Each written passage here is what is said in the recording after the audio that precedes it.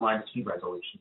And the key word here is intentionality. We have to be able to work with the other people, and we have to be able to say, yes, I'm going to put myself in that other person's shoes and really actually think about what their experience has been like.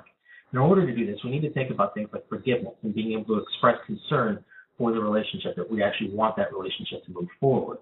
We also need to be able to reframe and look at this relationship in a different light and say, yes, something has happened. How can we move forward? Rather than focusing on the negative, we need to be able to reframe and focus more on the positive. Later on, I believe we're going to be talking a little bit about the role of the apology, but it's very important for the wounder to actually apologize for what has happened, and then for the person who has been wounded to actually be able to accept that apology.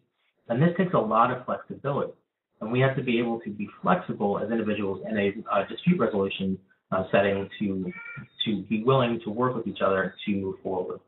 And part of this involves the idea of restitution and reparation. The wounder needs to be able to say, what can I do to actually help us move forward and regain your trust?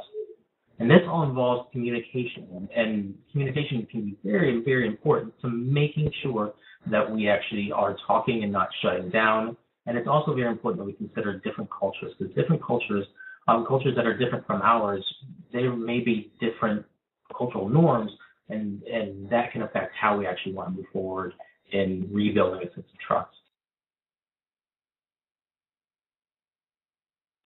Now, a few specific interventions I want to talk about, and I'm going to call these the C's. We want to be, when we're talking with people, we want to be very clear about what's going on. We want to be very consistent in what we say. If we wounded somebody, we've broken somebody's trust.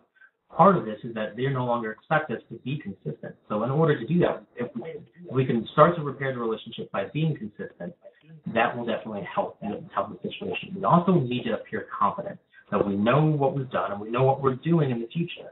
And we have to be able to communicate